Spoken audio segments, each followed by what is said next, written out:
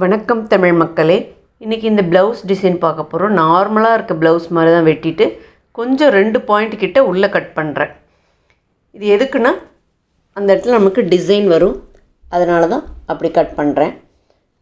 அதாவது லைனிங்கும் மேல் துணியும் சேர்த்து அப்படி வெட்டிக்கலாம். நம்ம இதுக்கு டிசைன் பண்ண இந்த ஒயிட் கிளாத் எடுத்துக்கிறேன். அதில் 2 இன்ச் அளவுக்கு ஒரு நீட்டான ஒரு ஸ்ட்ரிப்பு கட் பண்ணி எடுக்க போகிறேன். அதாவது நாடா தைக்கிறதுக்கு தான் அது. இப்படி கட் பண்ணி எடுத்ததை தச்சு திருப்பி வச்சுக்கிறேன் பாருங்கள். அது மாதிரி வயலட் கலர்லேயும் வெள்ளை கலர்லேயும். வெள்ளையில் வந்து திரும்ப 2 இன்ச் அளவுக்கு இந்த நாடாவை வெட்டி வச்சுக்கிறேன், அதாவது தச்சு முடித்ததை. இதை தான் நம்ம நெக்கு பகுதியில் வைக்க போகிறோம். அதுக்கு அந்த நல்ல துணி பக்கம் நம்ம எடுத்துக்க போகிறோம். எடுத்துக்கிட்டு அதில் நல்ல பக்கமே மேலே இது ஈக்குவல் டிஸ்டன்ஸில் வைக்கணும். அதுக்கு ஒரு அளவு கிடையாது, அது நம்மளுடைய விருப்பம்தான். அதை எப்படி வைக்கணும்னா இதை 2ஆக இப்படி மடித்து இது மாதிரி வச்சு தைச்சிக்கோங்க. இது மாதிரி நமக்கு எத்தனை வேணுமோ அத்தனை வச்சு தைச்சிக்கலாம். அந்த டிஸ்டன்ஸ் வந்து நம்ம விருப்பம்தான். என்னுடைய சேனல் போனீங்கன்னா ப்ளேலிஸ்ட்டில் நிறைய ஹெட்டிங்ஸ் இருக்குது. Tours and travels, story, temples, shopping, உங்களுக்கு பிடிச்சமானதை நீங்கள் செலக்ட் பண்ணிக்கலாம். அதோட உங்களுக்கு வேண்டிய கமெண்ட்ஸையும் நீங்கள் அதில் கேட்கலாம், அதுக்கு நான் பதில் சொல்கிறேன். இங்கே பாருங்கள், இது மாதிரி தைச்சி முடிச்சுட்டு இது பானைக்காக இருக்கிறதால கரெக்டாக அதே ஷேப்புக்கு திருப்பிட்டு நம்ம தைக்கணும். இது ரவுண்ட் நெக்லேயும் தைக்கலாம், நம்ம விருப்பம்தான். இது மாதிரி ஃபுல் அண்ட் ஃபுல் அந்த நெக்கு முடிகிற இடத்துக்கு கொஞ்சம் முன்னாடி வந்து நீங்கள் தைச்சி முடித்து நிறுத்திக்கணுங்க. இப்படி வந்துடுச்சா? இதுக்கு மேலே நம்ம லைனிங் துணியை வச்சு இப்போ நம்ம தைச்சோம் இல்லையா, அந்த தையலுக்கு மேலேயே இன்னொரு தையல் போட்டு இந்த லைனிங்கை இந்த துணியோடு சேர்த்து ஃபிக்ஸ் பண்ண போகிறோம். இது மாதிரி இந்த கழுத்து வர்றதால கரெக்டாக அந்த இடம் அது மாதிரி திருப்பிட்டு அப்புறம் ஃபுல் அண்ட் ஃபுல் நம்ம இதை முடித்து எடுத்துடுறோங்க. இப்படி முடித்து எடுத்ததுக்கப்புறம் என்ன பண்ணணும், இது கரெக்டாக டேர்ன் ஆகிறதுக்காக அங்கங்கே இப்படி நாச்சஸ் கொடுக்குறேன். அப்படி கொடுக்கும்போது அது தையலில் படாமல் நம்ம அந்த கட்டிங்கை கொடுக்கணும். கொடுத்து முடிச்சுட்டு உள்பக்கமாக திருப்பி இந்த லைனிங் துணியில் ஒரு படிமான தையல் போட போகிறோம். அப்போ தான் இந்த துணி கரெக்டாக அந்த இடத்துக்கு திரும்பும். அதுக்காக தான் இந்த மெத்தடு. இப்படி போட்டு முடிச்சுட்டு கீழ்ப்பக்கம் அப்படியே தைச்சிட்றேன். இதெல்லாம் நான் எக்ஸ்ட்ரா மடித்து தைக்கிறதுக்கு விடலை, அதனால் இப்படி தைச்சி இதை இப்படி உள்பக்கமாக திருப்பிட்டால் அது டேர்ன் ஆகி நல்ல பக்கம் நமக்கு கிடச்சிரும். இப்போ என்ன பண்ண போகிறோம், நல்ல பக்கத்தில் ஒரு தையல் போட்டு அந்த நெக்கை நம்ம ஃபினிஷ் பண்ணுறோங்க. இப்படி நெக்கை ஃபினிஷ் பண்ணி முடிச்சுட்டு அப்போ சைடில் அந்த லைனிங் துணியெல்லாம் இருக்கும் இல்லையா, அதாவது இது கூட சேராமல் இருக்கும் இல்லையா, அதெல்லாம் இது கூட நம்ம சேர்த்து, அதாவது லைனிங் துணியை எல்லா பக்கமும் வச்சு ஒரு ஃபுல் அண்ட் ஃபுல் ஒரு தையல் போட்டு முடிச்சிடுறோம். ஸோ இந்த லைனிங் துணி இது கூட அழகாக நமக்கு ஃபிக்ஸ் ஆகிடும். அதுக்காக தான் இந்த மெத்தடு. இப்படி ஃபுல்லாக லைனிங் துணி போட்டு முடிச்சுட்டு நம்ம எப்பயும் போல் ப்ளவுஸில் பிடிப்போம் இல்லையா, 2 டாட்டு, அந்த டாட்டை பிடிக்கணுங்க. அது ஷோல்டருக்கு சென்டர்லேருந்து இந்த பக்கம் எவ்வளோ பிடிக்கிறோமோ ஒரு 1/2 இன்ச்சு கிட்ட, உயரம் ஒரு 4 இன்ச் வரைக்கும் இருக்கலாம்.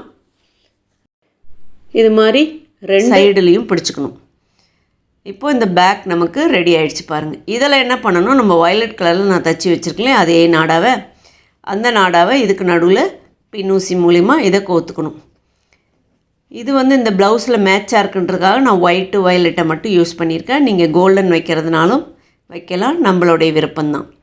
இது மாதிரி வச்சு ஃபுல் அண்ட் ஃபுல் இந்த நாடாவை அந்த ஃபுல் டிசைனுக்கும் நம்ம கோர்த்து முடிச்சிடுறோங்க. அதுக்கப்புறம் இந்த லேஸை வச்சு தைக்க போகிறேன். அது கூட இந்த மோட்டிஃபும். இந்த லேஸ் வந்து இதுக்கு மேலே எக்ஸ்ட்ரா டெக்கரேஷனுக்காக தான். அதுக்கு நான் சென்டர்லேருந்து டிசைன் வரைஞ்சிக்கிறேன். அந்த டிசைன் வந்து நான் சும்மா அப்படியே ஃப்ரீ ஹேண்டாக தான் வரைகிறேன், ஒரு அளவுன்னு கிடையாது. சென்டர்லேருந்து இப்படி வரைஞ்சிக்கிறேன்னா இதே வந்து இந்த சைடுக்கு நமக்கு வரணுன்றதுக்காக என்ன பண்ண போகிறேன், இதனுடைய ஹாஃபை இப்படி பண்ணால் அந்த மார்க் இம்ப்ரெஷன் அதில் விழுந்துருங்க. அதை அப்படியே வரைஞ்சி எடுத்துக்கிறோம். இது வந்து சென்டரில் இதை சுற்றி வர்றதுக்காக கொஞ்சம் இப்படி கோவாக ஒரு லைன் போட்டுக்கிறேன். அதாவது நான் 3 வரி வச்சு தைக்க போகிறேன் இந்த லேஸை. அதுக்காக நீங்கள் எத்தனை வரி வைக்கிறீங்களோ அது உங்களுடைய விருப்பம். இது மாதிரி வச்சுட்டு இந்த இம்ப்ரெஷன் இதில் வந்துடுது, அதை மார்க் பண்ணிவிட்டு அது மேலேயே அப்படியே வச்சு நான் இதை தைக்கிறேன்.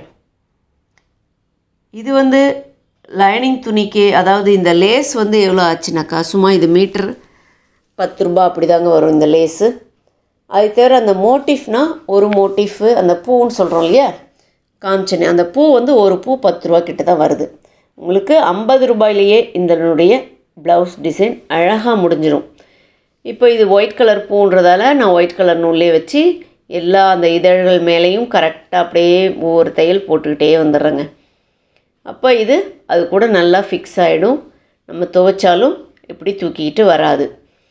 இந்த ஒரு பூ எப்படி ஃபிக்ஸ் பண்ணணும் அதேமாரி தான் மற்ற 3 பூவையும் நம்ம தச்சு முடிச்சிடணுங்க. தச்சு முடிச்சிட்டா இப்படி தான் இருக்கும் நமக்கு லுக்கு. இது ஸ்லீவ் ஹைட்டு 13, வித்து வந்து 10 வச்சுருக்கேன் நான், அதாவது அகலம் 10 வச்சுட்டு இதனுடைய சைடு பக்கம் 13ல் பாதி 6.5 வச்சுருக்கேங்க. 6.5 வச்சுட்டு இப்படி ஒரு ஸ்லீவுக்கு எப்பயும் போல் ஷேப் கொடுத்துக்கணும். ஷேப் கொடுத்துட்டு இது லைனிங் வச்சு ஃபிக்ஸ் பண்ணிவிட்டு இதுக்கப்புறம் சென்டர்லேருந்து நம்ம ஒரு ஹைட்டு வரைஞ்சிக்கிறோம். அது வந்து 3 இன்ச்சுக்கு இருக்க மாதிரி ஒரு மார்க் பண்ணிக்கோங்க.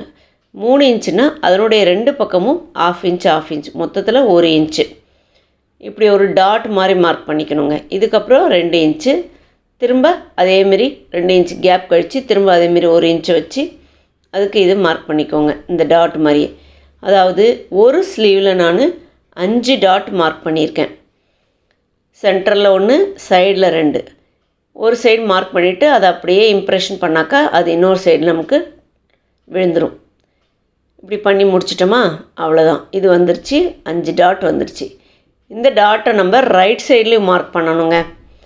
ஏன்னாக்கா அது சொல்கிறேன் பாருங்கள், இந்த மாதிரி இன்ச்சு அளவில் தான் நான் போட்டிருக்கேன். 2, அதுக்கப்புறம் இந்த உயரம் 3, இந்த மாதிரி எல்லா டாட்டும் வரைஞ்சி முடிச்சுட்டு இதை ரைட் சைட்லேயும் நம்ம மார்க் பண்ணி வச்சுக்கலாம். அதுக்கப்புறம் இந்த வந்து 2.5ல் ஒரு ஸ்கொயர் பீஸ் வெட்டிக்கிறேன். அதை 4 இப்படி முக்கோணமாக மடித்து வச்சுக்கிறேன். இதை வந்து ஒவ்வொரு இதுக்கும் கரெக்டான அந்த டிஸ்டன்ஸ் அந்த ஹைட்டில் வச்சு இப்படி தைக்கிறேன். அதாவது அந்த ஓப்பன் பகுதி மேல் பக்கம் இருக்க மாதிரி தைக்கிறேன். அந்த சின்ன ஸ்கொயர் இருக்குல்ல அதனுடைய மடிப்பு பகுதி திரும்ப நம்ம ஏற்கனவே மார்க் பண்ண மாதிரி தைச்சி முடிச்சிடணும். அந்த டாட் அப்படியே முடிச்சிடணும். அது மாதிரி 5 இதுலேயும் அந்த ஒயிட் துணியை ஜாயின் பண்ணிவிட்டு இந்த டாட்டை தைச்சி முடிச்சிடணும். தைச்சி முடிச்சிட்டோம்னா அதனோட லுக் எப்படி இருக்கும், இந்த மாதிரி இருக்குங்க. இதை பார்த்திங்களா, அந்த ஓப்பன் வர இடத்த இப்படி வச்சு ஒரு மணி வச்சு தைச்சிடணும். இங்கே பாருங்கள், இது மாதிரி தான் வச்சு தைச்சிருக்கேன். நான் மணி வச்சுருக்கிறது இது ஒயிட்டு தெரியல, நீங்கள் வேணால் வேறு கலர் வச்சுக்கலாம். என்னங்க, இந்த டிசைன் ரொம்ப பிடிச்சிருக்கா உங்களுக்கு? அப்படியே மறக்காமல் என்னுடைய சேனல் சப்ஸ்கிரைப் பண்ணிவிடுங்க. இது வரைக்கும் இந்த சேனல் பார்த்ததுக்காக தேங்க்யூ.